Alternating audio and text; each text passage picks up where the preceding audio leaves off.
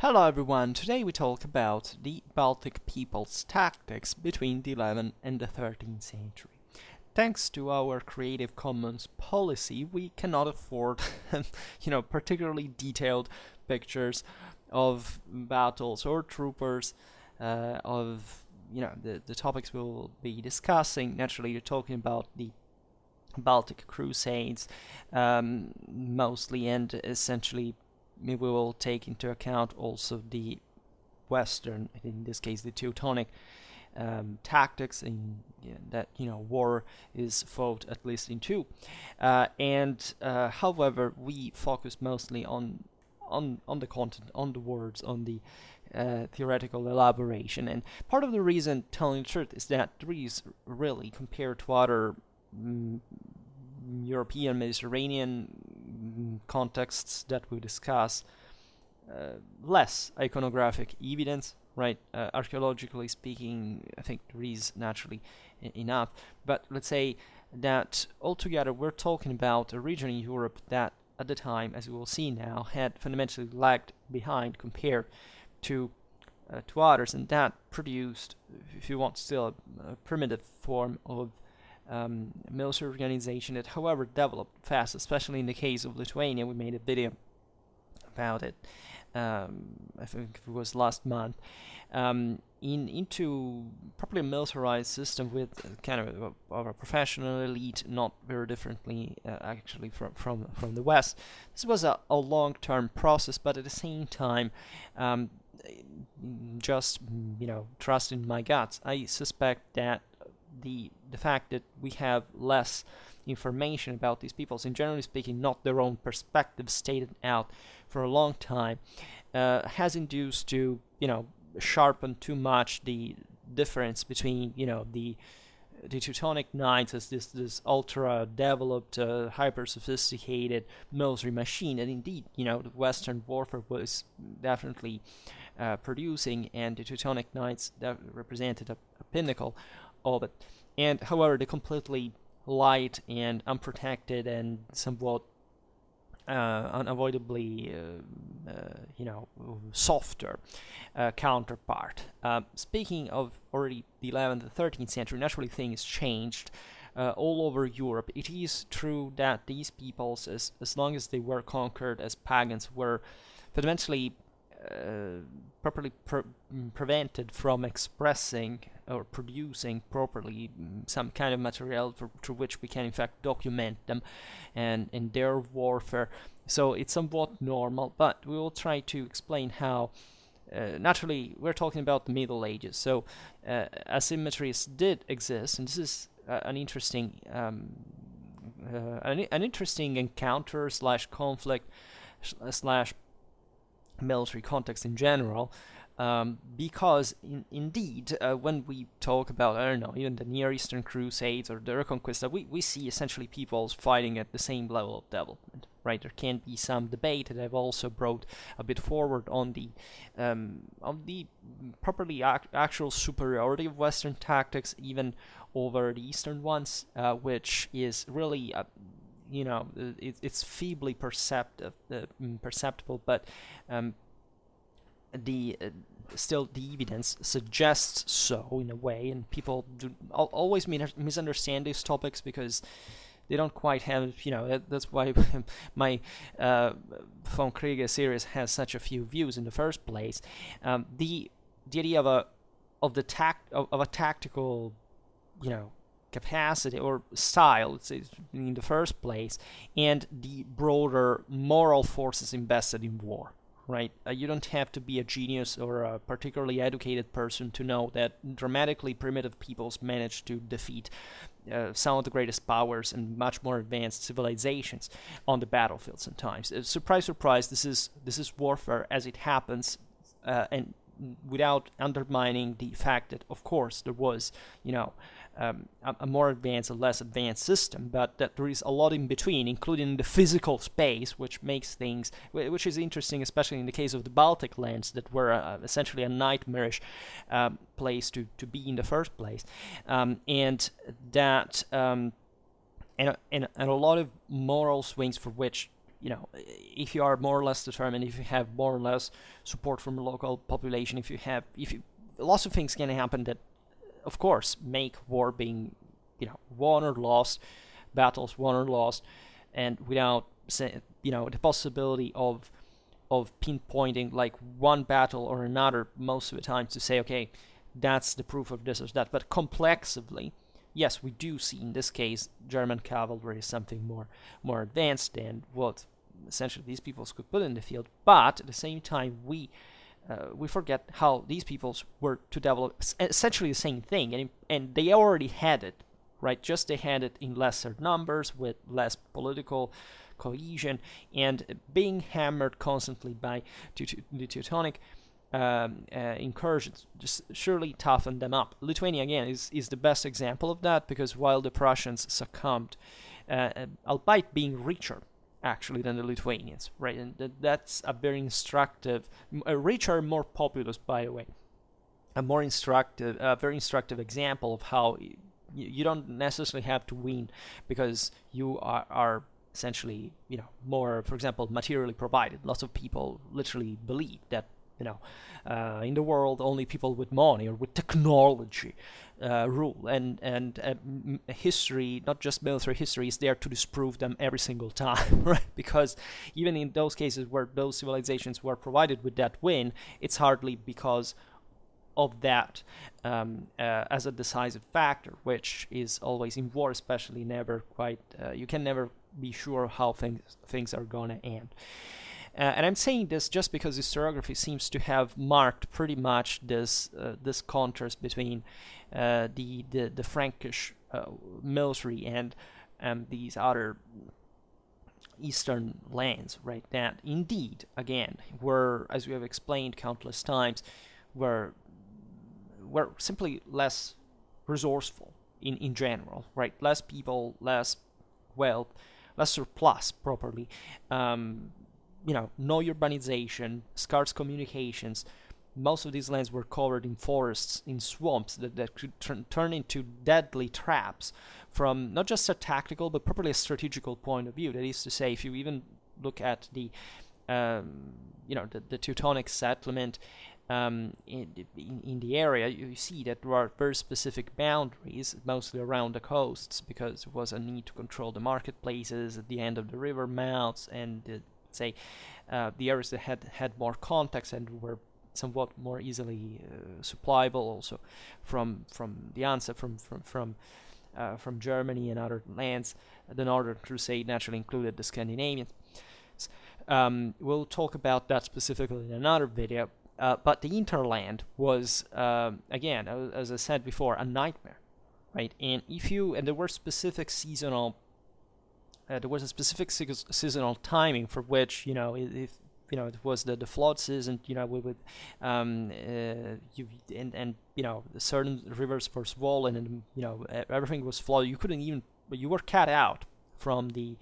There was no way back fundamentally. We know single armies were literally starved to death in these places because there was no way to make them come back because of such a mistake. And of course, it is true that the Baltic peoples, on average, were mostly resorted essentially to guerrilla, right? And we have studied in the Formkriege how naturally relying on this and factually controlling the wilder and less productive lands and entrenching into them, like in this case not mountains, but let's say forests and other more difficult terrains, can make the equivalent of that in a sense, is by itself a declaration of military inferiority, right? Always remember this, that there is, we've explained just in the last from Krieg video that we made, right, how this is true. That is to say, again, that the reason why there is always a resistant, there is always a rebel, there is always these guys that, the modern popular culture has made as the heroes of freedom and of human, rights, and this great, true. They really knew what it was independence, man. Those fucking Germans didn't know anything about that. Actually, were the living in appalling moral and material misery, and were it could afford to harass the communication. I'm not talking specifically about the Baltic peoples in this context, because as we all see, the thing, as I started at the very beginning, the things were much more blurred than it seems. But in general, right, the guy resisting in the mountains is not. I mean, it's easy to do that in the mountains. The point is that the reason why you do it in the mountains, so it's in a place that by itself you don't need to control, because all the wealth is concentrated really in the plains, and if you want to counter an invasion, it's not really much, as we've seen in Infantry itself, to be able to match it in a mountain environment. That is actually it's riskier for defense than it seems. But properly having a large enough military that whoever steps into the plain gets completely annihilated by, right? And that it will not venture in the mountains, because it's simply, in terms of cost-benefits ratio, it's worthless, right? And the same goes here a bit for the swamps, for this, the Baltic peoples entrenched themselves in these hill forts, like the older. This has been the deal fundamentally ever since, in pre-urbanization, pre-urbanized realities. The hill fort is constant. Essentially, these were being born as fortified rings on top of hills where they could store the loot and become, kind of also trade centers over time. I don't know, Vilnius can be the best example of this, as the most important city developing in an area like in the east, in the hinterland, that wasn't particularly developed either, but that in this sense, and that was naturally very different from, I don't know, a city like Riga, for example, on the sea, and but the specific, the German law, and connected to maritime trade. So I know that sometimes it sounds antipathetic to make this distinction all the time, but this is part of the reason why I'm here in the first place, because I believe that a lot of moral relativism stems from certain kind of ethno-nationalistic propaganda and delusion that has to state that, and a bit also sometimes of post-socialist paranoia is to say, no, we're all alike, we're no difference, we're the same, we had all the knights like the other. No, it wasn't quite the same thing, right? And this is a situation that lasts in a way, in a broader cultural sense, to this very day, meaning that on these topics, if there are, historiographies normally are fine. It's just the people in general that are not, right?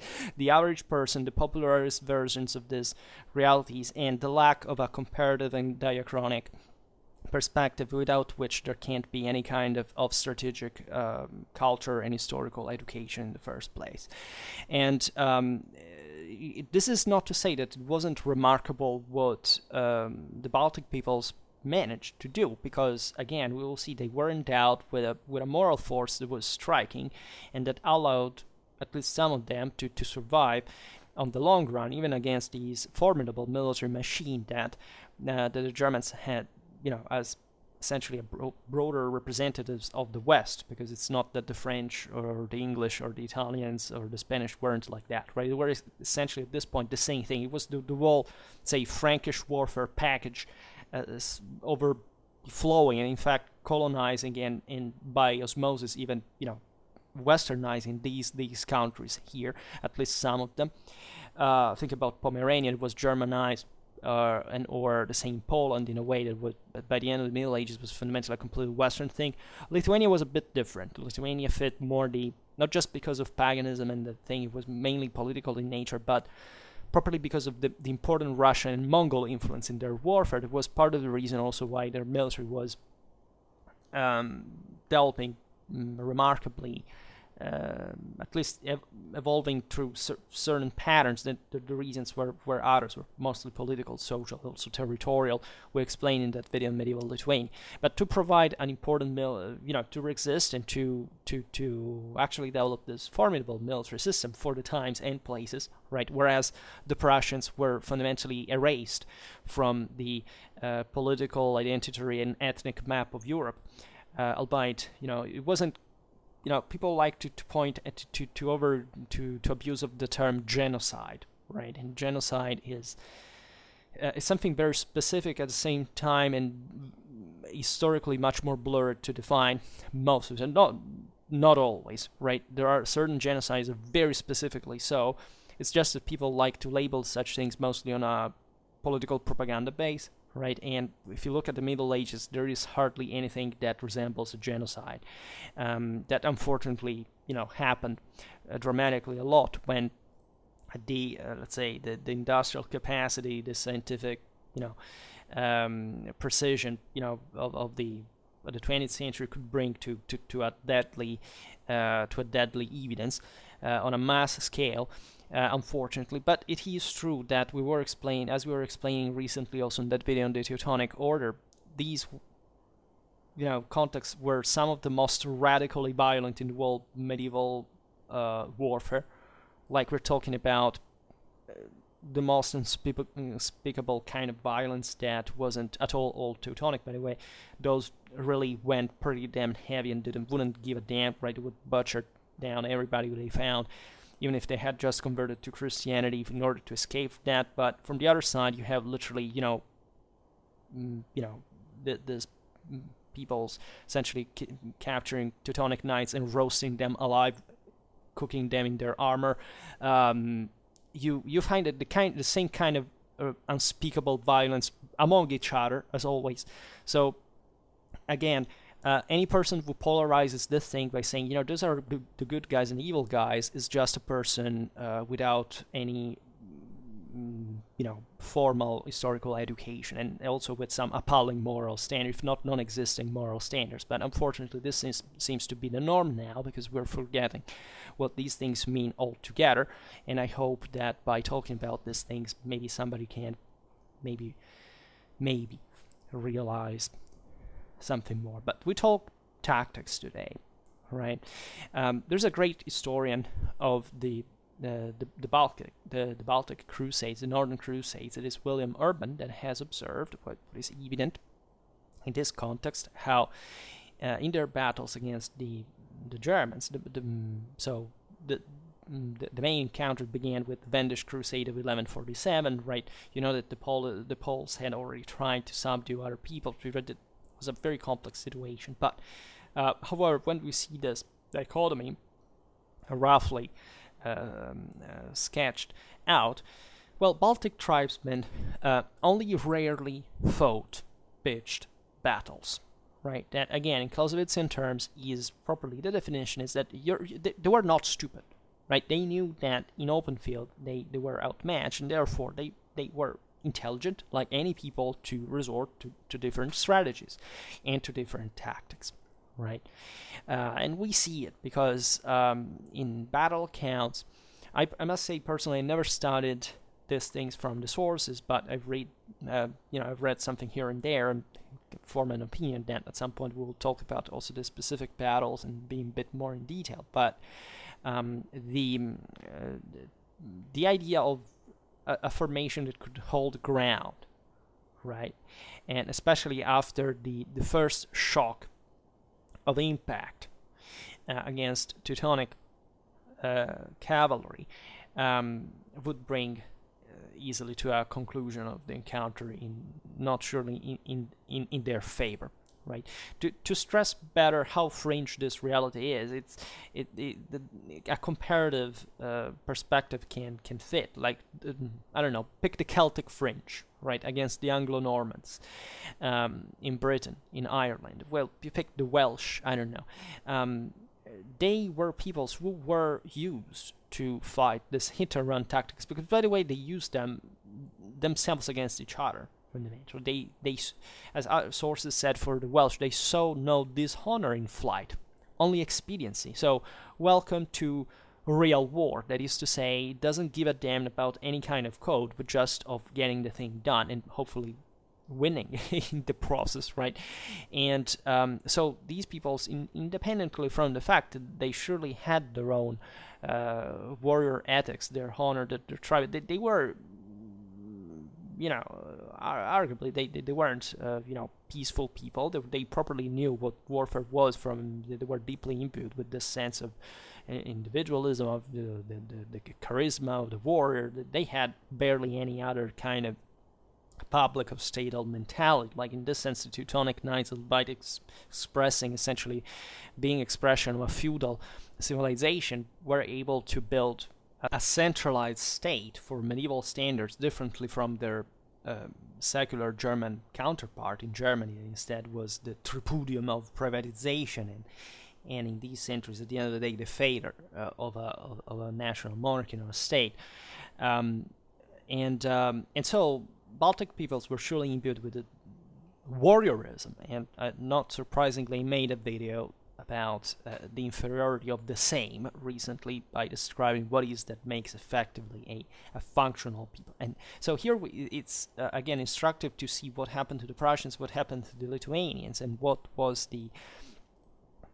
the possibilities. Today we will not go in detail why this happened, but surely we have observed in the Lithuanian case how the people, in spite of its chronicle divisions and the fact that they were hardly a people by itself, however, stuck together enough, let's say it in this way, to develop a system that, albeit never fully recomposed until later time, for which properly Lithuania was consolidated as a relatively unitary system, much later in the day, let's say a cooperation between the various areas of the country, and especially even expanding in areas like Ruthenia for the specific purpose of countering the Teutonic hammer.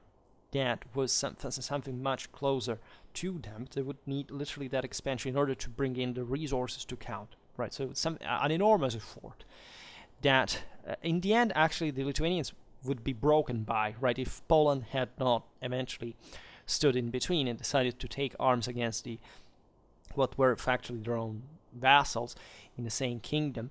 They would have succumbed, right? That which is very instructive too as a broader thing, because it shows you that you really do not create a solid functional system, not just from a day to another, but necessarily if you don't have some important background, not even after centuries of struggle to avoid being wiped out in that situation, which surely doesn't take away the accomplishments of the same Lithuanians in that specific case.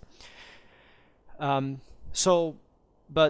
to stress that these were warlike cultures in the measure that, in a clanic sense, was ever more stratified with an ever more seigneurial character, right? Just like in feudalism, albeit with less, with a very different wealth distribution compared to the West, for which resources were scarcer, but probably more difficult to just seize from others in the same way, right? And so just because in fact you had less, so less kinetic energy, but still enough moral strength to manage to keep the thing together, not to be overrun completely.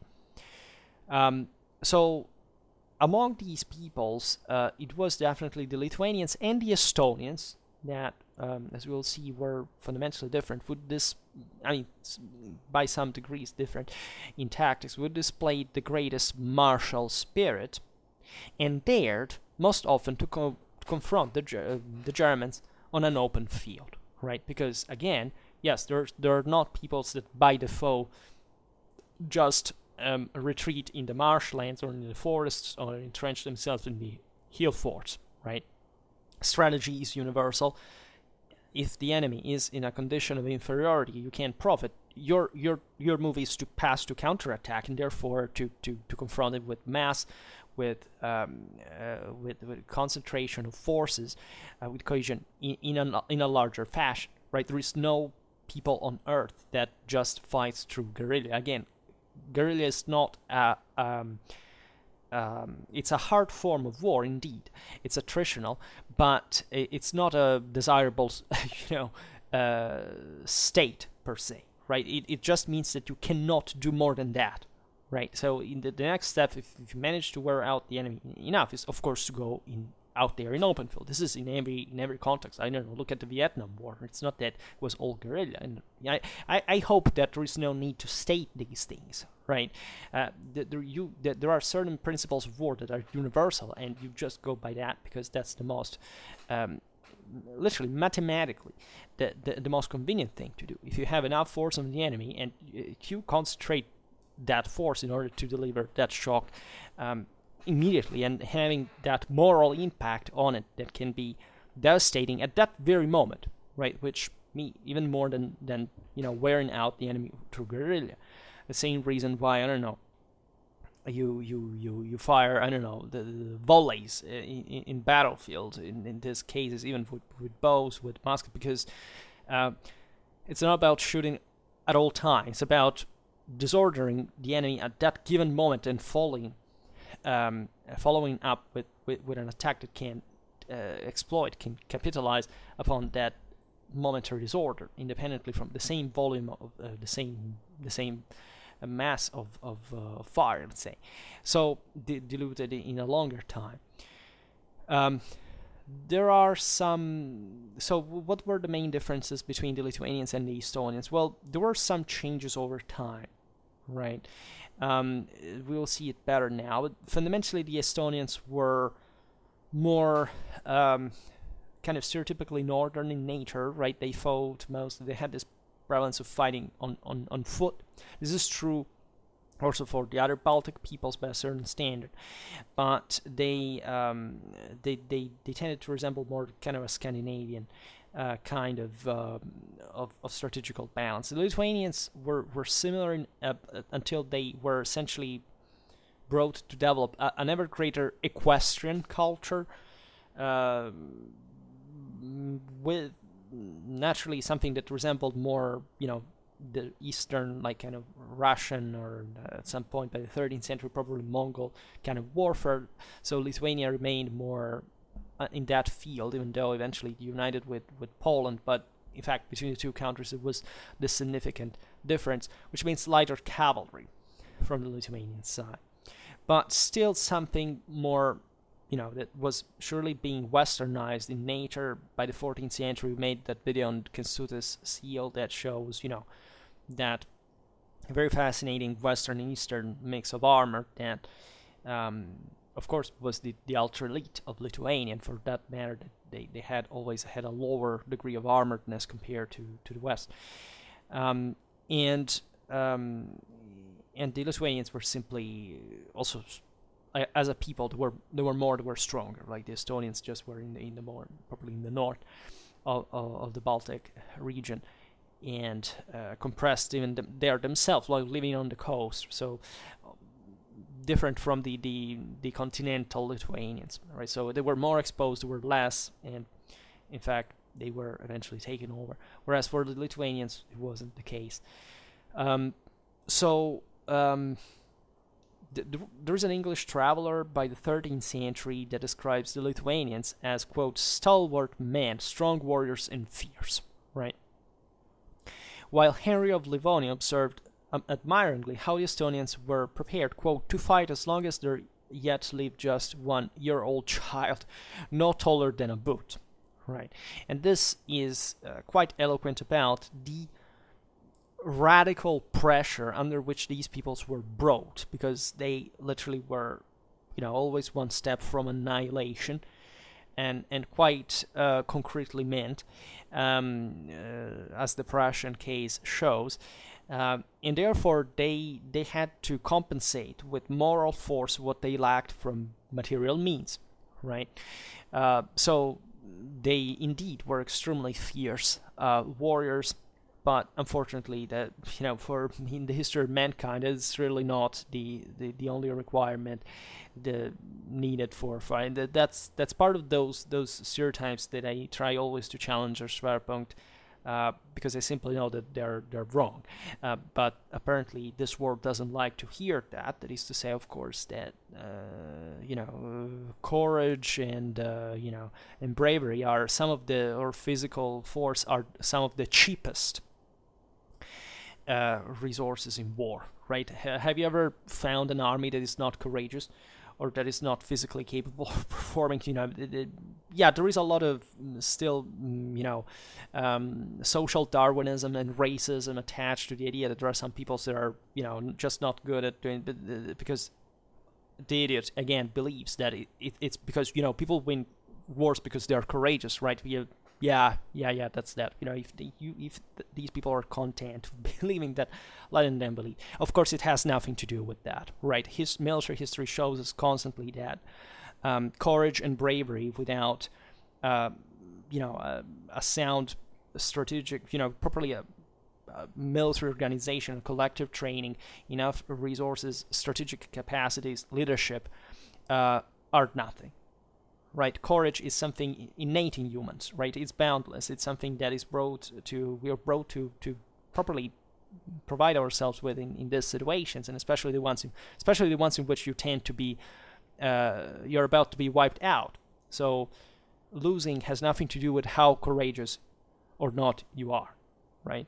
As much as winning, it has to do with much more developed and important moral forces that are, in fact, the products of civilized peoples, and so peoples that know how to make war in a rationalized, organized, and thoughtful way. That is, again, what all these peoples knew how to do, but on a much lesser scale, because they were more primitive, right? And they didn't have the resources for that. Why do you think that there was? We don't hear of Hannibals or Napoleons in tribal societies, because potentially there were plenty of them. It's just that they wouldn't have properly the resources to manage larger armies and to put to test that capacity. But if people ignore even organic and how the art of war evolved on the base of how many troops you can bring on the field, well, at that point, of course, they're gonna think that courage is what makes a difference, which is a declaration of complete military historical illiteracy. And so in spite of this warlikeness, in fact, as we were just saying before, and the fact that surely the Lithuanians and the Estonians faced the German invaders in open field on multiple occasions, even winning them, right? The preferred strategy and tactics was essentially to entrench into forests, marshlands, hill fortresses, and preferring ambushes, guerrilla, etc., to open battle, right? And that's the standard, right? They knew their own territory. They had properly the lifestyle, the culture that was necessary to exploit these places. That's how desperate they are. Because again, if you are not used to the harshness of a wild nature, you cannot even know how to properly exploit marshlands and ambushes, etc. It's just that you do it on a much smaller scale, because these are the environments where larger armies normally do not venture, right? So you can hope to take out by reducing the scalar disadvantage by going one by one, where definitely it's easier at that point to kill. But if you have to cope with a larger military in open field, you lack this most of the times the skills, or simply you don't have enough force to do. Because again, this is not about knowing how to fight that army. We have to get properly things right here. That is to say, these people knew perfectly how to cope with the Teutonic Knights in open field, right? All it took for them was to be enough determined, and knowing naturally how to fight. Having a military capacity, skill indeed on its own way. It's just that most of the times it was difficult to bring in even all the people, enough forces to face the enemy on an equal ground, right? So naturally this attritional warfare was preferred in a way, and given that the Teutonic Knights were definitely as the peak of the feudal military and professionalism in medieval history, they were also very costly, right? So as we will see, there were lots of local auxiliaries employed at equal level to cope with the Baltic tactics, as always, right? Not just because lots of Balts freely, properly stood from the Teutonic, the Crusading side. I say Crusaders, it's better, Crusaders side, but because the situation is complex there as well, but also had all the reasons sometimes to properly betray, and again, not surprisingly said that it was difficult to bring everybody to the same side, and the Teutonic Knights were also to reward partly these nobility, and even so far as actually incentivizing, even when they were settled down and integrated in the order, such as vassals, subject communities, etc. Were incentivized to keep up with the local military customs. That is to say, the Teutonic Knights were fine at having warlike Baltic subjects that would maintain that military capacity they had shown, but they were fighting against them. They had seen were fighting against them. And so how would these strategies and tactics operate? Well, as always, right, the tribesmen would emerge from, suddenly from hiding to kill foragers or to harass marching columns. Otherwise, they would skirmish with the enemy from behind prepared positions comprising trees felled across his line of march. It's kind of typical. All peoples did this. Look at the Irish. They did the same thing with the English.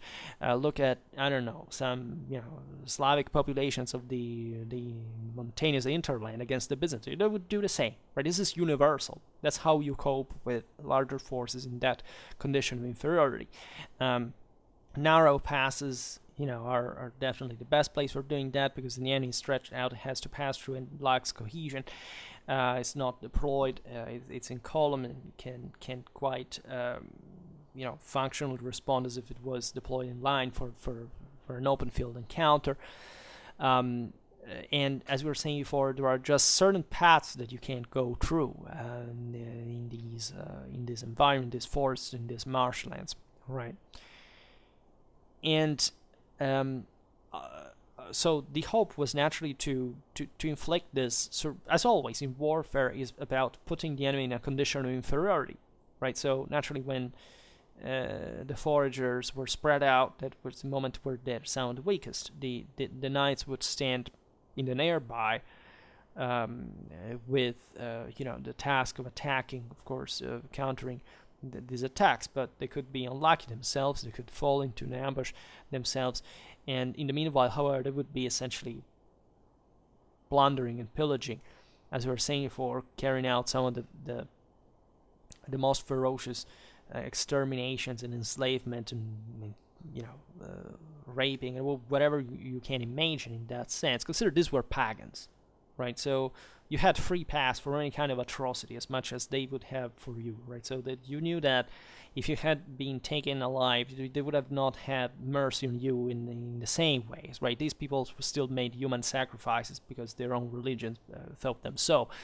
But they would also, slaughter their own serfs, and when their master died, and bury them together. And these were that is the cultural background we're talking about, right? The Baltic Crusades are some of the darkest episodes in history, not much just because of the violence of it, but because properly these were darker places in the first place, and they wouldn't back down. Right, you can make another, a certain people kind of transition more easily because they're more open to penetration, trade, etc. This is evident. Pick the Scandinavians, pick the Western Slavs. They more or less they all kind of opened, right? And they Christianized. These ones were, as most time in history, not really very interested in it because they didn't properly have the cultural tools to benefit from civilization, and they would go on their own way, right? Just the Middle Ages were a moment of much more intensive pervasion, if you want, of these environments compared, say, to the ancient world, where, right, there was actually much less potential than we think to carry out certain conversions. Like look at Rome with with Germany or Scotland, right? It's ridiculous to presume that Rome didn't have the capacity to conquer those lands. As a matter of fact, they did, right? But the local population just was insensitive to that system because they were so backwards that it was at that point even better to leave them on their own. Here, the context is different, right? Because things are changing, because those lands have wealth, after all, that these Baltic peoples are not complete savages at all. They have on their own. Also, this princely development, they are essentially fighting for their own interests, expanding at the same time. Consider that the Prussians, the Lithuanians had been a pain in the ass in general for Poland, for all these other countries. Yes, Poland that eventually would unite with them, but essentially in anti-Teutonic fashion. But at the beginning, the same Crusaders had been settled, the same knights had been settled there to get rid of the pagans. The Polish monarchy wasn't capable of really knocking out by themselves, and their normal habit was raiding. Right, what do they do? Okay, we don't have enough surplus here to build something more structural, stable, so we go around pillaging other countries, and fundamentally that's what they did, right? In the same way, extermination, plundering, enslavement, rape, and that's it, right? That's what these people lived by, and it was just that, right? It wasn't another thing. It was not another mental horizon, another moral standard. It was what they had always been doing. This is why it's important to consider also the past, right? The differences, because literally those places had never seen anything different before, right? They had remained somewhat marginalized in the world process. And even if you look at the Scandinavian countries, etc., in the world Baltic area, we've seen it in that video on the medieval Swedish history. It was a very gradual development, right? Compared to the continent, to Western Europe specifically, it was completely, it took a lot. And there is not much to it, because environmentally it was such a systemic, the environment wasn't that, even just think about for medieval technology or agriculture, what temperature makes in terms of difference, right? And who is going to claim all that? All those marshes was going to make all that clearance of forest. It takes energies, it takes calories. Where do you find them? Right, it would have been too costly. So what do? Let's go loot richer places, because that is more convenient. It was a pragmatic calculation. So most Baltic tribes fielded both cavalry and infantry, right? As always, there weren't armies like just with cavalry or infantry. These were essentially sedentarized contexts in spite of the broader instability of their settlements, but of course they were provided with both. It's just that, as we were saying before, the mounted element tended to dismount on a battlefield. Especially the further east you went, which is interesting in this specific context, because as east you went, you really didn't venture in the steppe. It was just utter forest, right? Utter swamps. So the idea here is that this mountain was a bit the necessary. First of all, it was properly serving the purpose of the environment, the exploitation of defensive positions. Again, if you don't have enough cavalry, or this cavalry is not so rich and powerful and landed as a class, you can't quite have the ultra heavy cavalry elite like in the West, right? So at that point, if you face them in open field against, you're gonna have the worst of that. And so at that point, the advantage that infantry as an arm generally has, because it's more versatile, it can exploit the terrain, etc., was understood as being more effective than cavalry itself. As we were saying before, just renouncing to a lot of strategical possibilities, because they couldn't even venture in the open at that point. But still, it was better to dismount, right? And this is something that actually you can see easily in the same West. Right here we're talking about, the Wendish nobility that was customarily habituated to fight on horseback as early as the Crusade of 1147, right? But most of the Baltic, the opposite end of the region, the Estonians, for example, invariably dismounted and fought on foot, right? In the West, it had happened something similar. That is, Germany still in the 12th century, for example, by the mid-12th century here, it's just a turning point, but it wasn't as properly equestrian and feudalized as, I don't know, France or other Western. We know that Germany, they also, by that point, had been consistently wild, properly as an environment in terms of forests, swamps, especially in the northeast, etc., that in fact bordered that regions as well, sees a lot of proper milites of knights that dismount in order to fight. Right, for many reasons. It can be defensive position mostly, but properly maybe the terrain was too difficult. Consider that the knight per se, and this is something that is often forgotten because we focus on battles, but hardly on the more typical military operations that they were entrusted with, were mostly stormtroopers. Right, they were.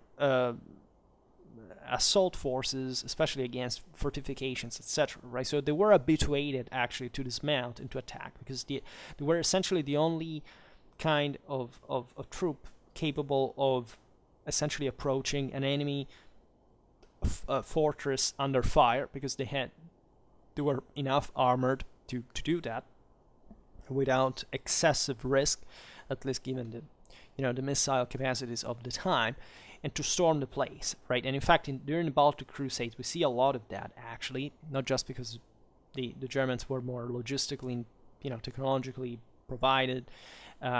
Also, later on, the Lithuanians had developed, siege engines. We don't have, again, to think that it was a too radical difference. In fact, specifically with German warfare in itself, right, in a way, Germany is fully feudalized only by the 13th century, right? And especially in fact, the northern and the eastern you went, the less this is the case of. So cavalry was there just by default. Here, it would be interesting also to make a bit of a history of the previous centuries and how much cavalry we see in certain contexts. Polish armies, we made some videos about that. And by the beginning of the period, Poland is more open than the Baltic, more forested and marshy Baltic, to, for example, to the east, right? In the southeast of Poland, you basically arrive to the steppe, almost, right? And however, it's open to that great plains, more open to the nomadic peoples, etc., so much that we see that properly in their cavalry, in the spread of horse archers and so on. But by the 11th century, Polish armies had something like 1/3 of mounted element, which is amazing, right? That tells you how these Slavic peoples had been, pressed and hybridized with nomadic warfare so much that they, even in a place like Poland, there's not really in fact, this easy terrain, that different from, it's still a wild area for some time as well. But cavalry had an important role in there. So what I see properly in the Baltic region is all this sum of factors, right? So less resources, less properly, more difficult environment in the first place. So it's obvious that given this strategic and tactical purposes, infantry would be kind of the more convenient option in many situations, right? In more situations than was possible in other countries. And so this is obvious, right? If you have a dense forest or waterlogged marsh, well, cavalry is just not good for that. And the Teutonic Knights knew better, because they indeed remained mounted on open battlefields, right? But they chose themselves to dismount and fight on foot when they were attacked in woodlands, right? They were obliged to do that because cavalry, as an arm, by definition, cannot defend. Right, cavalry has only one function: attacking. Right, it cannot defend. Cavalry doesn't defend. It loses any kind of functionality in defense. So either you dismount, and you fight on. And these were the situations in which, especially in this more difficult ground, where you would have not liked to be a Teutonic Knight, because you were heavier than the average. Yes, you were still a fit guy, with all the technical skills and training that were required to fight individually. But if you had to dismount it, because also your fellow brothers were to dismount, and this is because you were in an environment that was definitely more dangerous, and where the enemy had probably attracted you in order to take you down more easily, right, and making you lose that dramatic advantage that you had, where you could operate as that thickly packed, heavy cavalry formation when you have enough room for maneuvering and so on, right?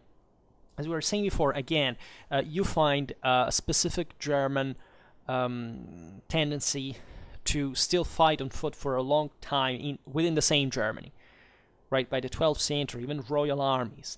By the 11th century, it's famous at the Battle of Civitate, the Swabian mercenaries in the papal army that fought with this big swords, by the way, that could have been something like 1.5 hand swords, because as the French called them, the Grand Épée d'Allemagne, because partly say because the Germans were taller and beefier. Well, of course, you need a lot of physique to have a larger weapon, to wield it properly and to be trained with that.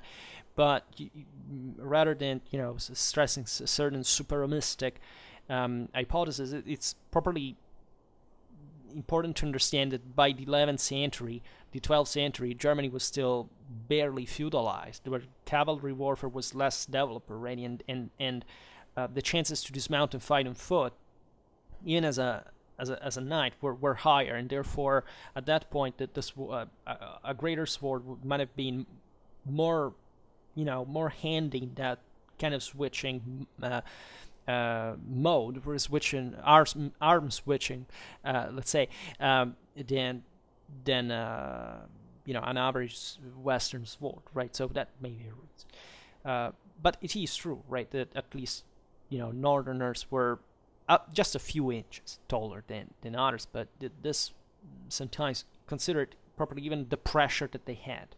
Again, it's why would those guys be more likely to be trained on a larger, maybe with a larger demic pool, because society was less stratified, so maybe the people were selected more sometimes because of their physical prowess, rather than being just because they were taller on average than the other. So always reason openly, fluidly, because certain mechanicistic explanations never quite work by themselves. So this may have helped the Teutonic Knights in the Baltic lands. So you always stressing that, however, this had been, as you know, also Crusaders that have been in the Near East, that have been fighting against the Cumans in Hungary, at least some of them.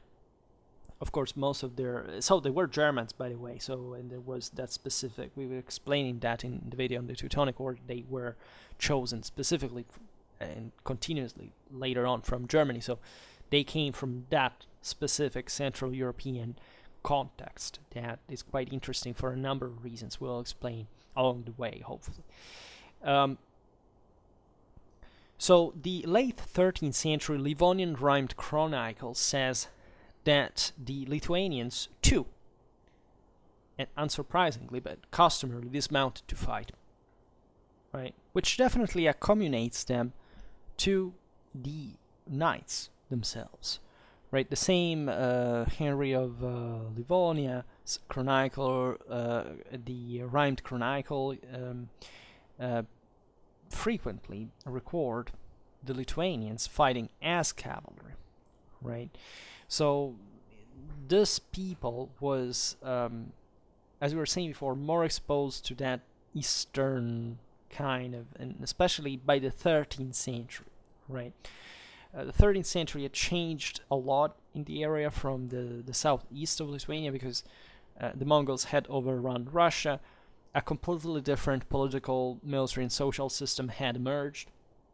Lithuania had been in contact with, and now even more, because it was expanding south fast in Ruthenia, for the simple reason they needed resources to concentrate in the north against the Teutonic Knights, right? So most of their resources, their intelligentsia, their administrators came from actually the more developed Russian lands, that, however, were now parading essentially a radically terroristically authoritarian and privatized system alongside the Tartar model. So much that Lithuania is invested by this. It's very profitable because it can make these people turn into, they are already warlike. They can exploit this local instability and turn into warlords, just as emulating the same clans. And in fact, they kind of ruled, jointly sometimes in the middle ground, certain Ruthenian lands, as much as sharing it with the Golden Horde and fighting with the Russians as well. This is well explained in that video I made on medieval Lithuania recently, so you can search for that. There's a playlist about Eastern Europe if you are interested, and so you can find all the stuff there. And in fact, it's not a coincidence that properly some of the many news of Lithuanian cavalry fighting properly on horseback, so not dismounting, are in 1221, when they, among the others, when they positioned 200 horsemen on one flank to pursue the enemy once it was routed.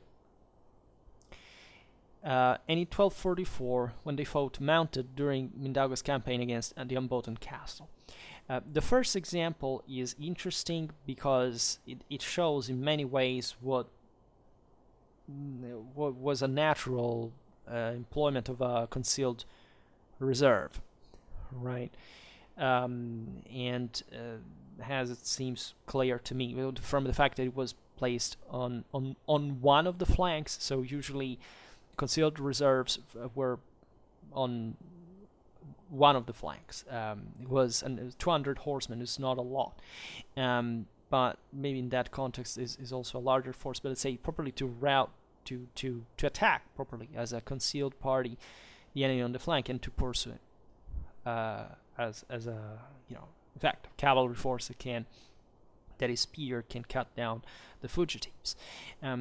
This is interesting because it's only by the 13th, and it's as early as 1221, right? So I got interested for many reasons in the 13th century art of war development in Western Europe specifically. This is the time from which, since Muret and with a lot of other battles like Wiener, the Lincoln Fair, Tagliacozzo, Markfeld, etc., you have these flank attacks, right, from the side of a concealed reserve. And there is all the speculation these things came from the east, because there are some sources that even suggest it, but later from the original developments, because they copied it from the Turks. I've never really quite been convinced by this. I think it's just a natural.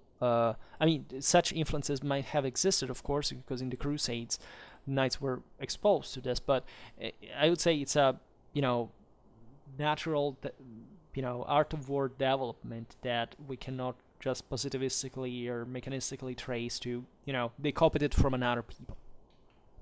And everybody would kind of use it. The Lithuanians did, probably at this point, probably as their own tactics. As we'll see now, they tended to operate importantly also on the flanks to, they had flexible tactics to properly neutralize, to escape also the enemy charge, and therefore not to let their being butchered fundamentally.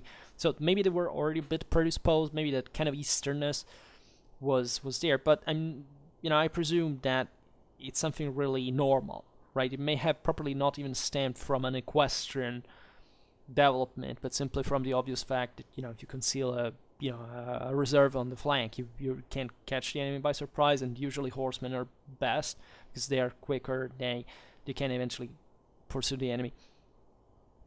So you find it even in there.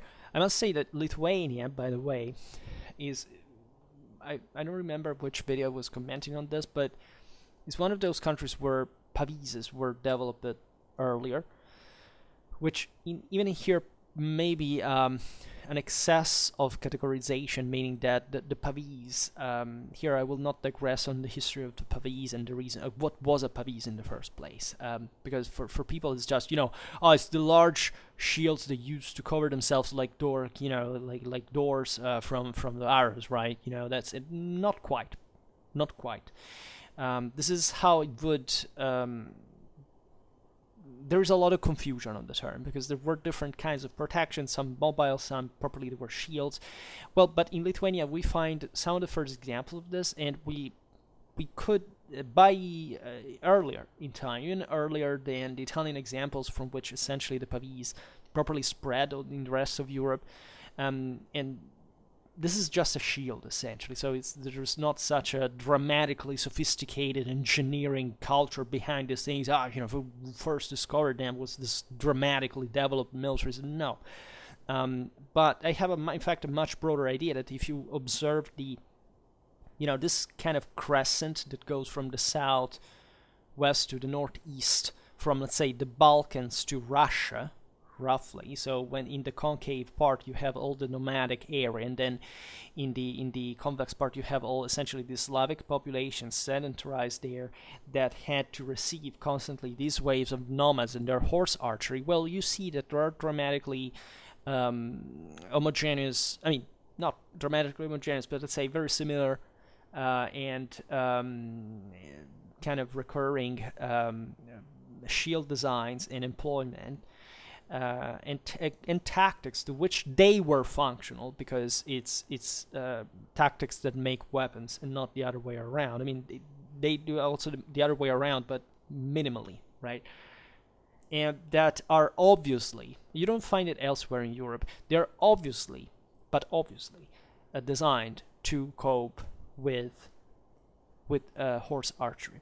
Right, and especially from the side of infantries, because these areas, as we were saying before, were a bit less feudalized over time than the West. So there were, on average, more infantries, this Slavic, kind of more clanic, tribal, egalitarian number peoples of mass participation, and in a defensive way, in a fanatically defensive way, because this is what the Slavs were known in the early Middle Ages for.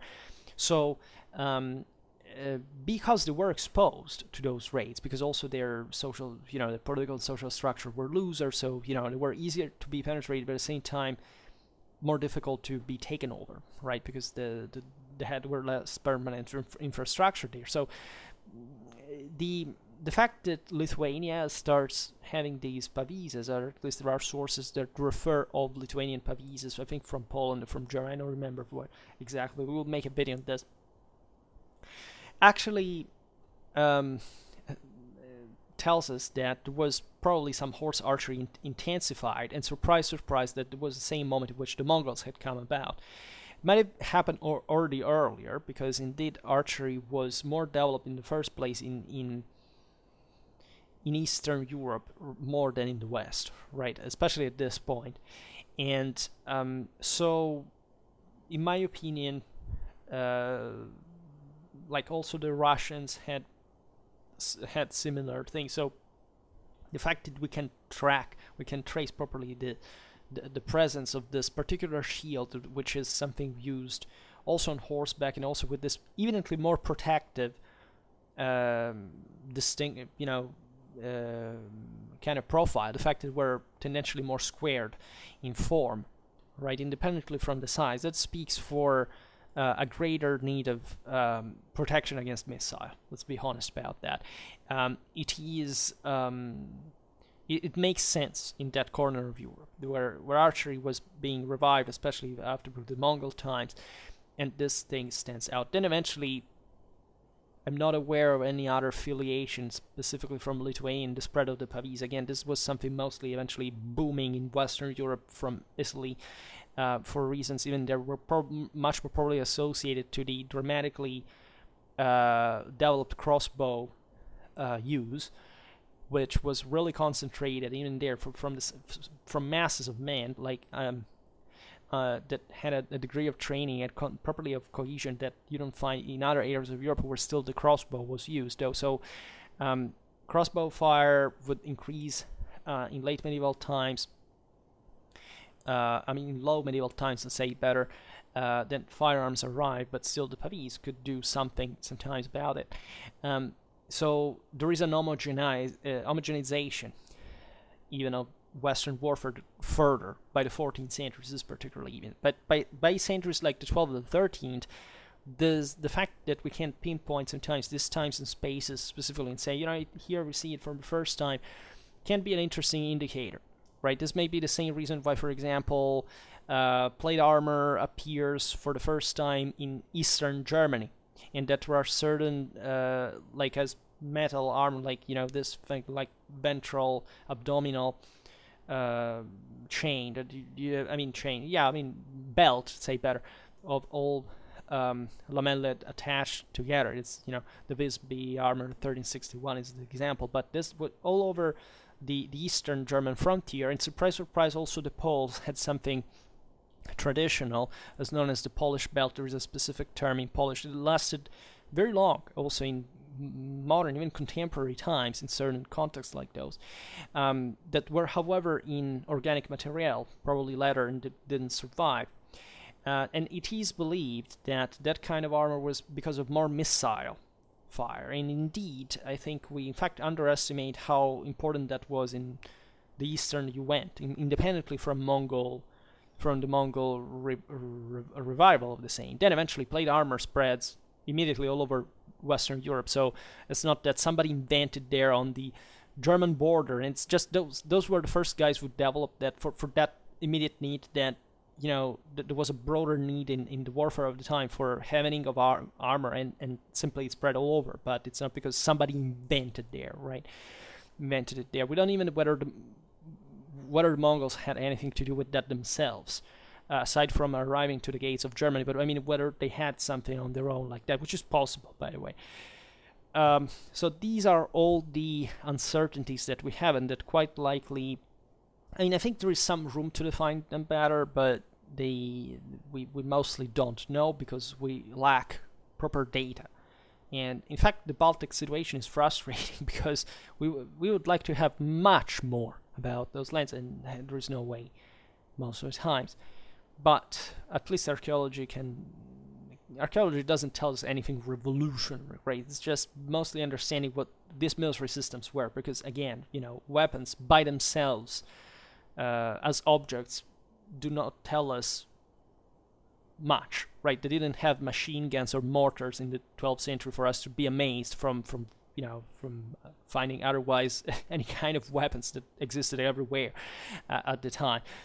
It's about the quantity, about the quality of the troops. It's about the training. We don't have data about that. That's what military history is, not whether you have a spear that is 20 or a spearhead that is 30, 40 centimeters long or whatever, right? It is about who uses them, who is that person, and what kind of military system it fits in, right? So I don't want to sound disappointing for materialists, but we don't study military history like that. So what did Baltic tactics concretize in? So the conventional battlefield tactic was mostly revolving, as we've seen, on infantry, in spite of the presence of cavalry that is probably overlooked also. The Balts did definitely have their own heavy cavalry that could surely even face a German knight charge, right? Even in at a collective level. Naturally, the smaller the contingents, the easier it was to minimize that asymmetry, and therefore it was plenty of clash. Like all wars, they hybridize the various cultures. So of course there were ever since the wars here began, since the mid 12th century, there was some Baltic horsemen who had a complete German panoply. It's just how many were they, right? How much collective training had they accumulated as heavy cavalry on the base of how much land and serfs they had at home? Probably the answer wouldn't be so disappointing, right? It's just that they were fewer. So again, the larger the engagement, the greater the disadvantage on average, as far as we understand. So infantry was very important in all of this. If infantry had, as we have seen, ambushes meant that naturally these guys had to, that infantry had to pass to, in cavalry alike, had to pass to counterattack, right? We are told that there was a big deal of javelins, javelin fire, right? Showers of spears, and all you can imagine. The Estonians had slings, bows, right? Archery probably is also, as we were just saying, overlooked, right? You don't win battles really with missile fire in any context. You need to have some stopping power, some melee troops properly. But the idea was, again, as we were saying before, softening up the enemy altogether, taking taking him by surprise. So psychophysical shock and then charge, right? Even if these guys on average are better armored because they come from towns where they have more equipment ready available, if they have a better logistics, they're better supplied normally, not always. And however, that's what again makes the difference. Always remember the Clausewitzian definition: war is a clash between moral forces that reciprocally influence each other, right? So it's not about what armor you wear in combat, it's how much you want to rip the guy's guts in front of you that matters first and foremost, right? That the rest does help, there is no doubt, but that's what warfare concretely is. And again, this is important because the more physical it could arrive this thing to be from 1-to-1, the greater the chances paradoxically were to win against the heavier troops, right? And we, if let's say Baltic infantry had to be caught in the open, there was no way most of the times they could resist against a German cavalry charge. So the best way to cope with German knights and their armies was to draw up in defense in a large solid phalanx of shields and spears on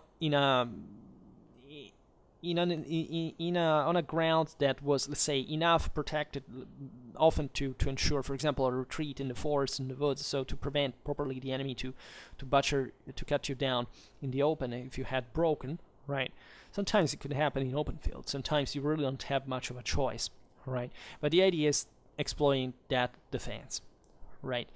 And Teutonic tactics and mentality was pretty simple, right? Just trying to completely smash it with brute force, with a direct charge, right? And that's not stupid. I'm very bittered every time I hear people saying, those damn French during the 100 Years' War, they were so stupid to charge into the enemy. Look at how idiotic, how overconfident. That was the best tactic in all those contexts. There is any doubt of it, and as there isn't any doubt that they tried to adapt when they saw that things were less advantageous, right? You have that. You have an arm that is conceived like a 13th century knight, essentially to physically, properly annihilate the physical consistence of any kind of human opposition in front of you. Right, always remember that the 13th century European knight, feudal knight, is the apex of, if you want, of one of the most refined combinations of collective and individual training. These people are conceived literally to smash, to kill tens of people at every combat. They are few, and so that's why it's the case, right? They were accompanied by much larger forces, but with less quality. But the first thing these guys can do is to maximize that softening up, but essentially literally smashing to the end with an enormous force that is even difficult to recollect, right? A cavalry charge, even for modern trained professional military, is one of the most radically traumatic and permanently traumatic events that can ever happen to them, right? We think, no, it's about shelling. It's about no. We know what happens when modern military is faced with an actual cavalry charge, right? We actually modernly trained military that is incapable of remaining still in front with safe nerves in front of even a fake cavalry charge. Right, we have tested these things. We have seen it, but we also, in order to even banal things, making movies or with actual military, with actual cavalry, there is hardly anything so traumatically violent as a cavalry charge, probably from a mental point of view. It's something that you have to be an extremely strong, mentally strong human being. That is basically all the people that you see normally trying to reenact these things usually are not. They're completely inconsistent slobs of any use and of capacity. Never think that dressing up like a medieval fighter has anything to do with you being even minimally remotely close to fit the mindset or the physical capacity, which doesn't mean to be a bodybuilder, but it means literal physical adaptation to that physical status that it was at the time. In proportion, you're just a disgusting slob by any standard. Doesn't matter how much you go to the gym. It doesn't matter how much you think you're tough.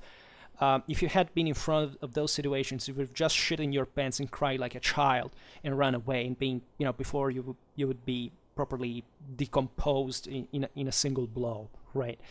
This is valid for all those guys who think, I'm a wrestler, so I would be a great knight. No, you're just an idiot, right? And aside from that,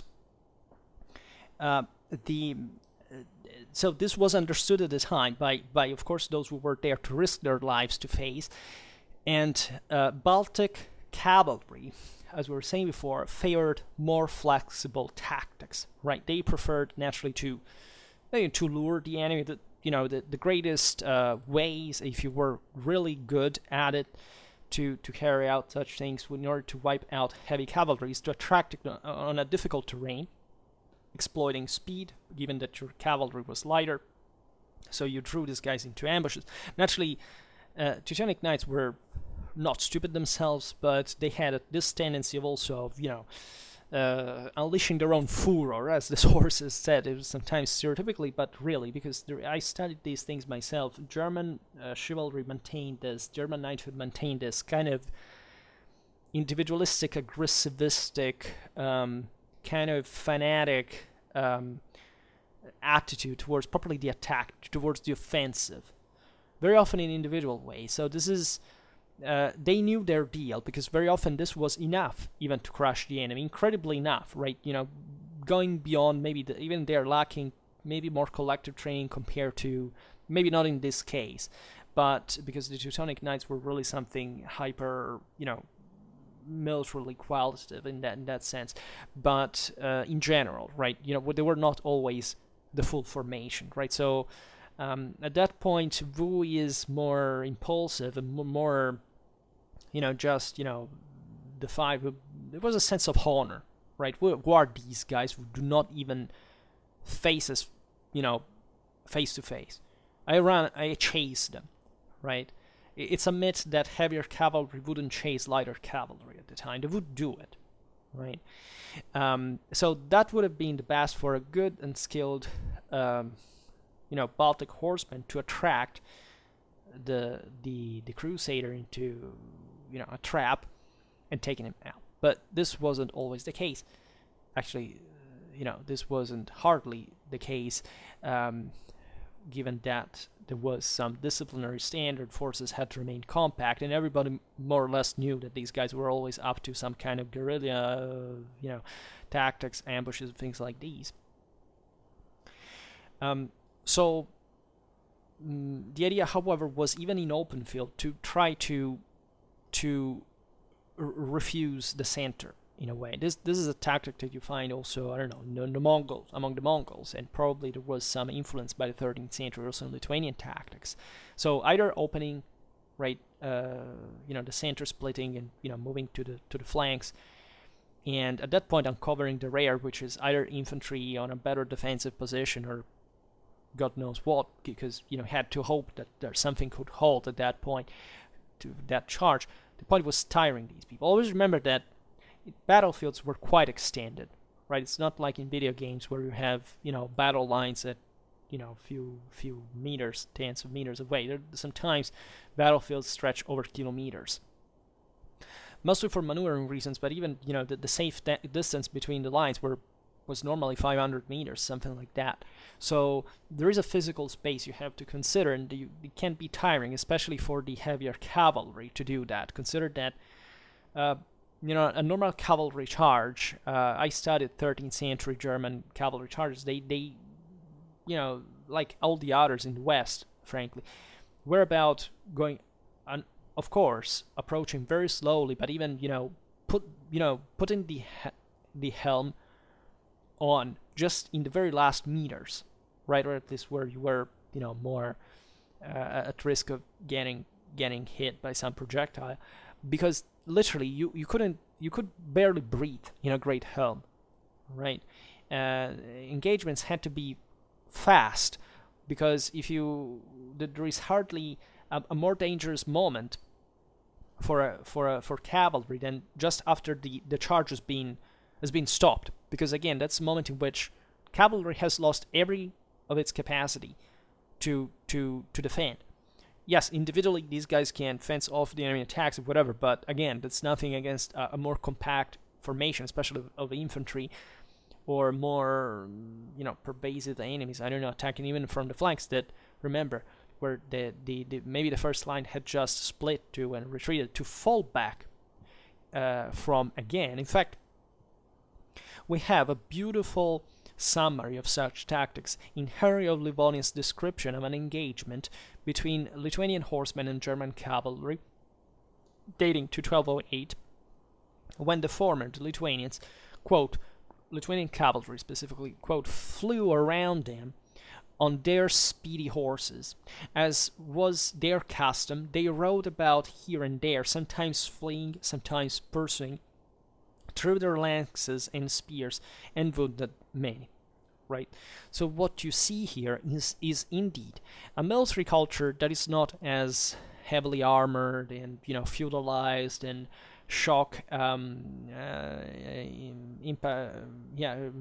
impact shock based like the Western one, but it cleverly harasses you, right? It especially javelin spears are very anti-armor weapons, right? Sometimes more than arrows in practice, because they tend to claim more victims at closer range. Sieges especially are plenty of such reference, and they were very good against heavy cavalry, especially at that point. We just said they had maybe stopped their charge, and that could be very vulnerable, not just because of the flank attack, but because of the front attack or the counter attack, right, after the cavalry had stopped, right? And so it was a way to try to properly overwhelm the enemy heavier troops, the spearhead of the formation, because if you took them out, objectively, the Crusader armies wouldn't have much else than that to oppose, right? And it was an enormous asset lost on the field. The problem is, who would have had, one or another, that enemy cavalry would have smashed into somebody, right? And you had to determine how that would have happened, because humans have a physical consistency, and if you want to fight, you have to be there, and you risk to be charged, and because actually you will be charged unavoidably, and so you have to arrange in the best ways. There is naturally all a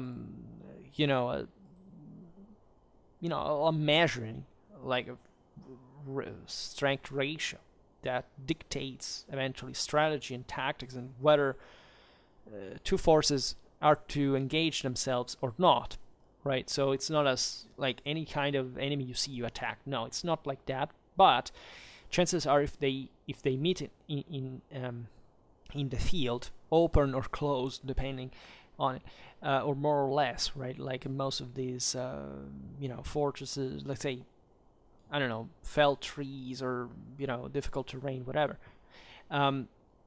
It's because both think they have to fight. That's the whole reason of warfare in the first place, and so they, at that point, they have to act. And as we've seen, the Teutonic Knights act always that way, because their whole army is functionalized to those cavalry charges, and these guys cope with them just with what they do better, with the skirmishing tactics, with this flexibility on the field, right? That requires naturally an important level of coordination. And given that most of the Baltic troops were not professional in nature, and this is true, also for the German one, but in practice, the concentration in that spearhead of elite heavy cavalrymen is all what they need, right? And then there was some semi-professionalism in other troops, indeed, also in infantry. It's just the Lithuanians were more, or the other Baltic peoples were less likely, right, to have that standard. So either they counted on a greater mass, or they had, however, to. It's very simple after all. If you're hard enough as the Germans, you can face them face to face. If you're not, either you increase numbers, or you have to enact this tactics that, however, again, somebody has to be sacrificed in the process, so it's unavoidable. And the Germans were not eager to fall in ambushes either, at all, of course. So most warfare, as we were saying before, was definitely made up of smaller operations that the Baltic peoples would exploit, exactly to reduce that collective asymmetry in open field. And the Germans were quite careful to fight mostly in open battlefields where their heavy cavalry was unhampered by soft ground or thick undergrowth, right? Otherwise themselves, such as at XI-XIII in 1236, they, quote, could offer but weak resistance. So as we were saying before, once you took away that advantage of the highly trained heavy cavalry in open field, you could attack definitely these guys more easily, even if they were definitely very tough nuts to crack, because that knight, even on foot, would have sold his life for a very high price and taken a lot of enemies with him, but still it was easier, right, to take them out. And the whole thing there was also about scorched earth strategies, properly exhaust the morale of the army. So that's the first thing. That's strategically wise, okay, but tactically wise was about also just simply surrounding, overwhelming them, cutting them out, right? This was particularly important. And consider also the numerical quantity of Teutonic Knights was reduced, so it meant that they, however, still operated with lots of other troops. So these lots of other troops were not individually as warlike as the average Baltic tribesman. So, on average, so if that complement was taken out, also the chances of the knights to survive by themselves was more meager. So that's also why the open battlefield thing, because there you couldn't really escape the cavalry attack, right? Whereas all the infantrymen, the missile troops that accompanied the Teutonic Knights was, in a sense, protected by cavalry in itself, right, by its own existence. And the German deployment was quite simple. They invariably drew up in the center of their battle line and charged straight for the center of the enemy's own array, because there you could channel the cavalry charge straight, perfectly perpendicularly to the enemy front, and you would maximize the physical destruction of their lines, right? And in fact, these Baltic lines usually either broke on impact or else enveloped them and cut them to pieces. Again, it was about all that break, that hit, right? Cavalry charges here are not magic, resolutory, they're not machine guns, they're not artillery, they're something very balanced that, in fact, you need to be a feudal knight to be able to master from the top of professionalism of that times. And, young, hot-headed, nervous individuals are brought kept in line by the Rotmeister, that is a grizzled veteran that rides, singularly ahead of the lines, telling individual knights to maintain the alignment. These Germans, as we were saying before, sometimes they're hot-headed. Some they compete with each other, want to be always the first ones to hit the enemy. So that's disruptive. That's very risky for the formation, and so they have to keep at bay. But the discipline of a Teutonic Knight here is very high, right? It's probably some of the best, if not the best, in Europe at the time, and so they know how to perform this normally in an excellent way. It's just that it doesn't stop there. It doesn't stop with the order of the line. It has to do with the motivation, with the situation, with the enemy, morale, with the numerical ratios. Of course, you can fail a cavalry charge, even when it's perfectly carried out, right? And that's really the risky moment, right? Which is also very risky, properly from the German side, because again, if they collapse, that line of knights, more often than not, I should have to study this in detail to see how many lines there were, but if those are cut down, the rest of the army is they're done for, right? At least apparently. So it's normally cavalry charges are repeated, right? There is not just one, but they could be performed over and over, even for a day long.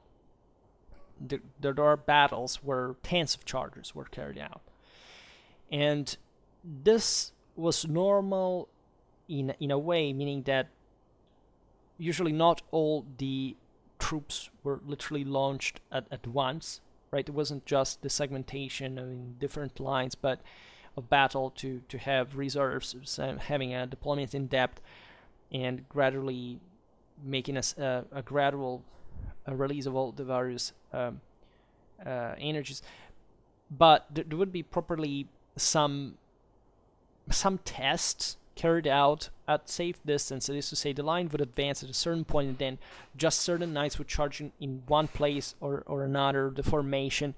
It could be more chaotic if you want. And then at the end of the day, somebody had to carry out the decisive charge, and that hopefully would have broken. So some of these clashes were kind of ballet to presumably the same Lithuanians would do partly the same thing, meaning that they weren't just there holding the line. Especially if they had cavalry on their own, some of the heaviest ones would try to do the same thing. But in general, this depends, as we were saying before, on the balance that existed on the battlefield. We can't be too dogmatic about it. And if cavalry was repulsed, they would withdraw behind their foot soldiers and either reform for a second charge or else dismount and draw up on foot ready to withstand the enemy's counterattack, which again, as we just said, could happen in a wide degree of circumstances in different ways, right? So for example, already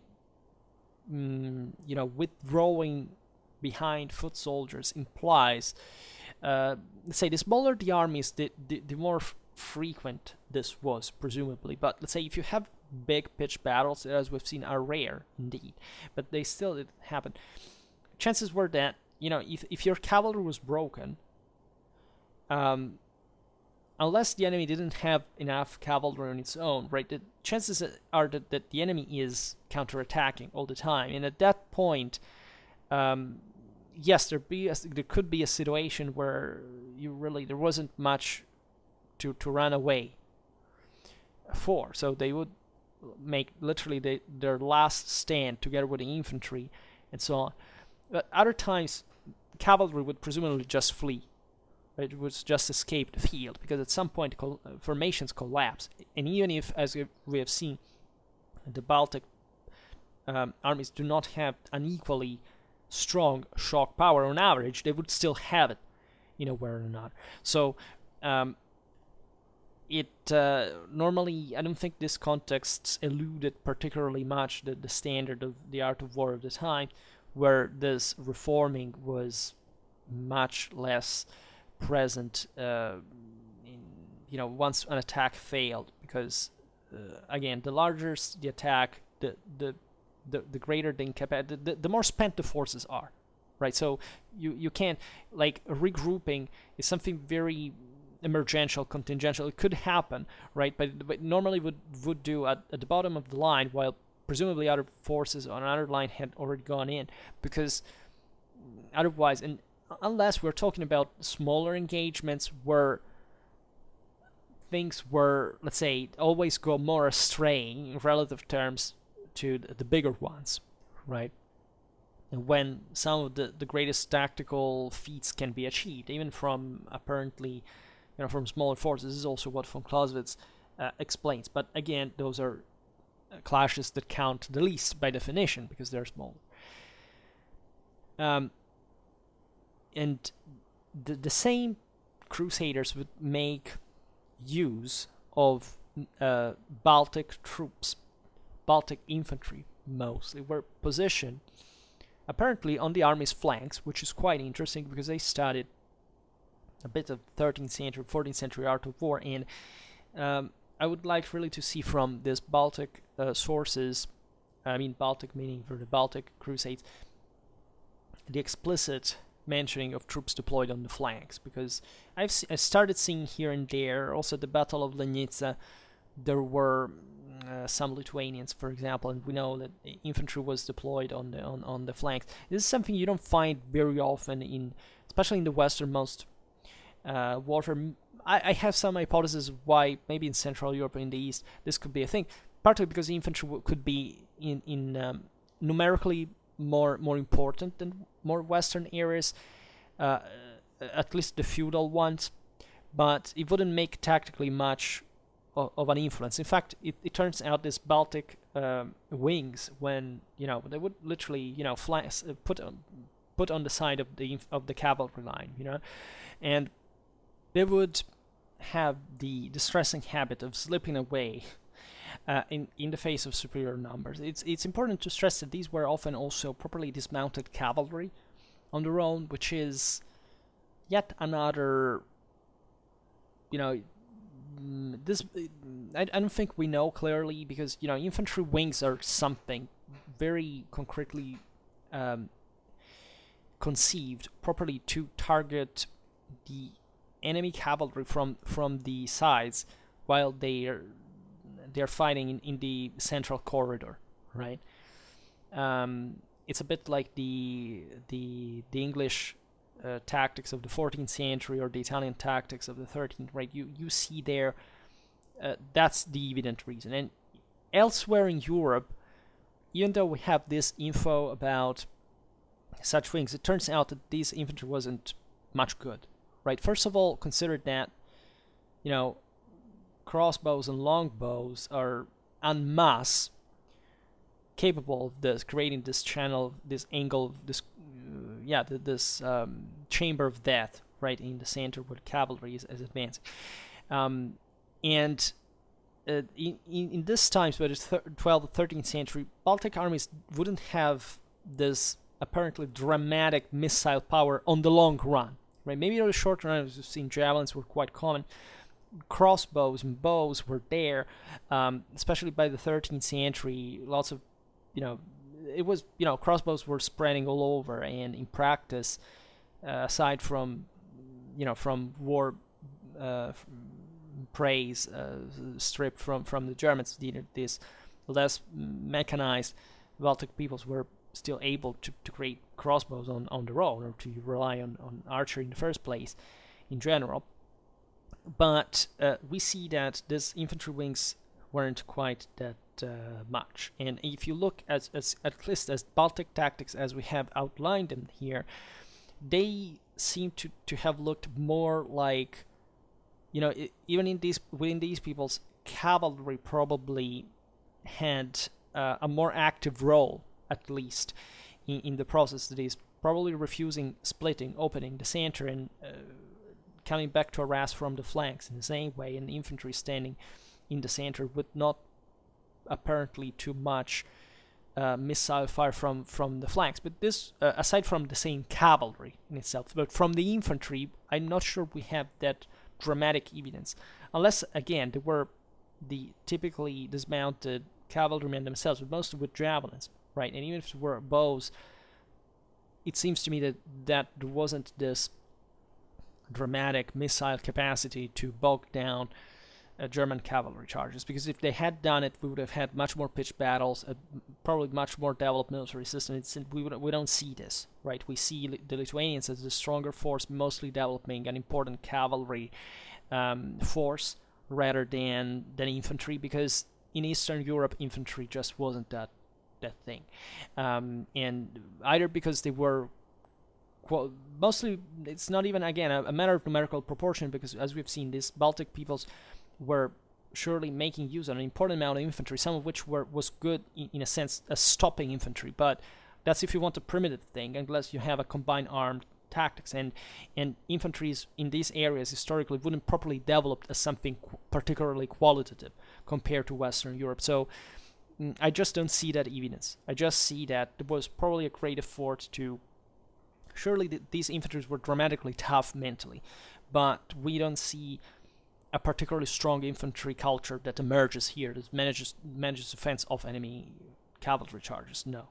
Also because nobody in Europe does at this point, right? The strongest infantries by the 12th, 13th century were the Italian ones that, in spite of their best, they could resist to the same imperial, here, German cavalry charges all day long, but unless cavalry intervened, or they would slip away during the night, or like a Cortanova, or at least the infantry was not decisive in Europe during the 12th, 13th centuries, where you have to wait the early 14th century for that. And even in there, as you know, that's where my field of research is, and there are lots of things to say. There's often forgotten, but this is not the video to discuss it again. But just to say that also tactics is a complex thing, because it derives from certain background that people often do not consider per se, and we cannot measure mathematically moral forces at the same time. So we have just to get some standard. It is possible that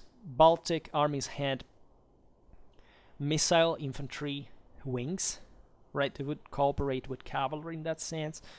That is possible. It's just, and yes, because skirmishers would be all around, right?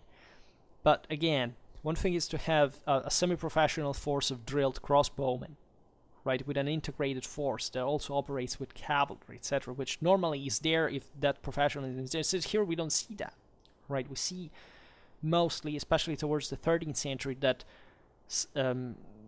Mongol Russian culture prevailing, even in Lithuanian military culture. The Lithuania is essentially the last of these peoples that were, the others were taken over altogether. So think about the boyars, even just by name, they're communates them to kind of an Eastern dimension.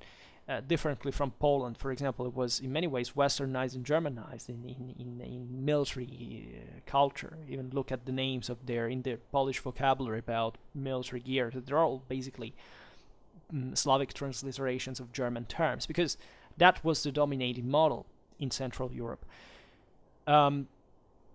So it would be interesting to see an actual battle, but we can't. So we can't make just these hypotheses.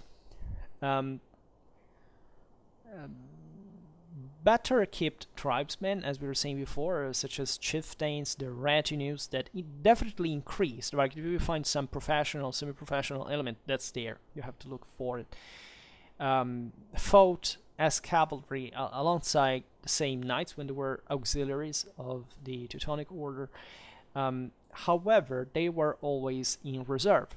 They formed up the rear ranks, right? So this is kind of more realistic and in line with what I saw also in actually the largest cavalry battle in the time that happened in Central Europe, exactly with Germans, Poles, Bohemians, etc. Then, this segmentation in a straight line, aside from whatever existed on the wings, that is always ignored, especially by the chivalric Western sources. Unit was not that important, right? So the spearhead of the formation with the ultra-heavy cavalry, right? And you see, here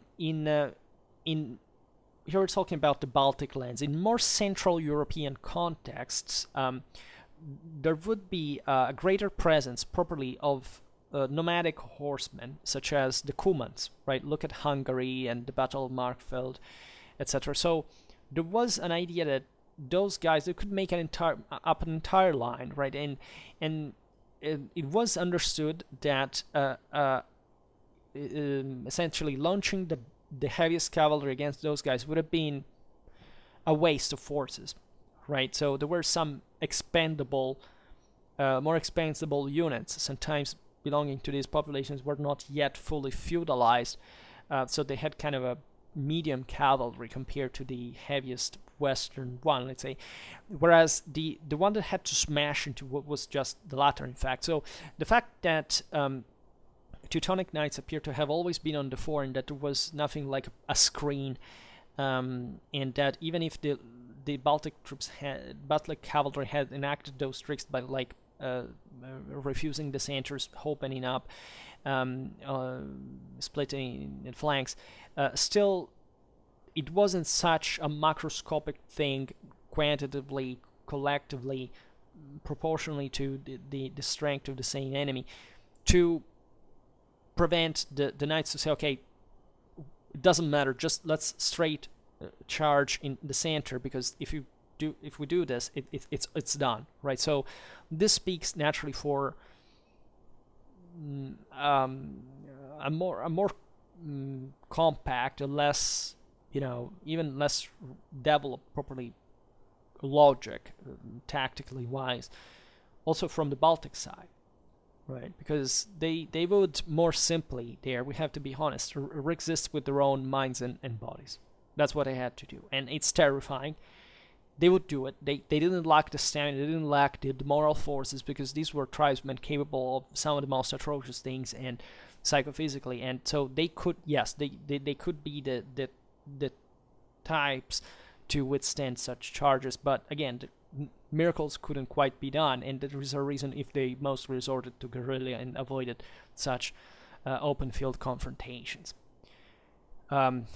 So another reason, by the way, why, of course, the Baltic auxiliaries were left either dismounted on the wings or as cavalry in the rear, is because they were considered unreliable as well, right? They might have properly, if you, independently from how the clash went in the front, still there was somebody to guard them, and even a spent cavalry charge was enough to have weakened the enemy on the side. So it was more prudent to leave this less reliable element in between, right, between your own infantry, your own cavalry, so that they were also obliged kind of maintaining the field, because literally the space between lines is conceived also not to cause a domino effect, but if a line has to retreat, at that point it will, by breaking, for example, after a withdrawal, it would mostly split up, would open and flee, around the enemy formation. Maybe it's around the rear line that is still intact. So maybe passing through some corridor, or simply going across the ranks. But an entire line that wants to maintain its cohesion, which is also something that provides it with an important tactical capacity, cannot quite retreat, because there is another line in between. So it was important in this sense to maintain also a control on these elements during the battles. But this is more political in nature, as you understand, than anything. So what you can easily imagine Baltic auxiliaries excelled in were operations such as foraging, scouting, and surprisingly or not surprisingly, constituting the vanguard and rear guard on the march, right? You would say, but these guys, as you said, they had the tendency to run away. Yes, but in open field, right? Because that's the place where the greatest butchery and where the greater would happen if you stand your ground. Instead, you have more chances to disperse if you have to flee, in a way, because the enemy is also more pressuringly concentrated in front of you, so you really are more broad to say, okay, now run away. uh, battlefield psychology is tremendous, right? It's terrifying, but so it is the guerrilla one. So imagine these crusader armies that weren't particularly large, right? In this context, there were being hundreds of men, thousands of men, and then in the most common operations we're talking about, marching through these forests and swamps. You know the enemies were there here and there. You couldn't really run in these passages really wherever you wanted, right? You would have gotten lost, and or if you knew the terrain, you would have had to literally flee as an individual, because in the forest, the formation is dispersed. Like, even if you can link up with some other friends, you can't quite maintain their much of a tactical cohesion. So if somebody ambushed you, at that point they were doing it, as we've seen, in a dramatically brutal way, right? And the best troops, so if you were into this column, independently from where your heart leaned, or what your allegiance to the Crusader or the Baltic, the pagan cause was in this sense, you knew that if you were caught there, chances were you had to fight immediately, right? So the risk of the mortality risk, or properly the fact that you could have been spotted and killed because you were with the enemy, right? And in an ambush, there's something dramatically tense, and properly from an individual point of view, where it's, as we have seen, just trying to bring the clash to one in a sense. So to minimize the broader collective rationale, and simply take out as many enemies as you can in front of you, it was a good reason to say, okay, what are the best troops that can cope with this? Because they have to cope with it anyway, right? It had to be, first of all, somebody who knew the terrain, who knew how to fight on the terrain, who, in a sense, could be expandable in a way, because vanguards and rearguards are meant to essentially also sacrifice themselves at some point in order to avoid the others, to give the others the time to get away. And so these are very important positions, actually, and you do put a kind of elite there. And the reason why this of course, there was, as we've seen just here, an identitary allegiance, right? The Teutonic Knights didn't have to be spent, right? So a column that lost the head of knights, if they had been placed in the rear guard or vanguard, and this had been attacked, it would have been ever less cohesive, right? So you wanted to protect the knights, you would protect the asset, costed dramatically a lot. And using the vanguard and the rear guard, troops that were more fit to that terrain, because in column, the knights, as we've seen, are not deployed in line for the usual charge. They have also to mostly dismount, sometimes to fight, because they're attacked in narrow spaces. So the best way is to make them ready, in order to maybe sacrifice a chunk of the army, especially the rear guard, if this is attacked, if it is made of auxiliaries. Naturally, the auxiliaries were there for the money, were there for whichever reason they had decided to change side, and in this sense, it kind of makes sense, because those are expandable troops, and after all, foragers and scouts are expandable troops just by themselves. So vanguard and rear guard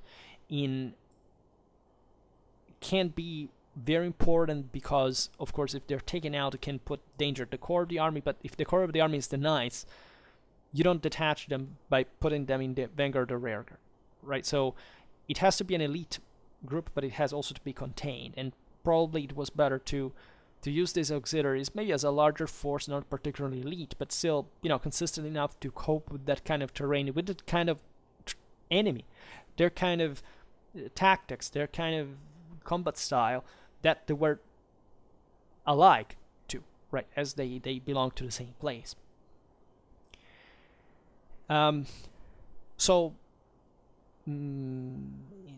it's it's important properly to realize the numbers of local levies that were raised to bolster the military strength of the Sword Brethren and the Teutonic Knights all along, right? The Knights were there to colonize, to stay, to properly turn these people into subjects, and so the native militias, etc., were all integrated in the system. They were sometimes even okay in a sense with that, right? You know, there was a broader development happening. In the meanwhile, there were opportunities. There was the order was a stabilizing force in a way, so they all had their own reasons individually, and they would participate en masse, right? Consider that the same Prussia would become, you know, this important core land itself, and you know, the Prussians, as we were saying in the beginning, weren't quite literally wiped out demically, right? Lots of them were, but still they you know, they kept inhabiting the place and providing for enough force for, you know, it was what they were called to. And as we've seen, the Teutonic Knights themselves were fine with that. We're actually trying to maintain them fit in that regard. So this is for saying how, you know, important it was in the first place to have such so to rely on such elements, if independently from the quality. It naturally wasn't dramatic, but still, for especially the smaller engagements, was exactly what you needed. This is the point, right? All right. For today, we stop it here. I just hope that you enjoyed this video. If you did, please share it. Otherwise, leave a like or subscribe to my channel if you're interested in my upcoming content. And for now, I thank you heartily for listening to me. I wish you a nice time and see you next time. Bye.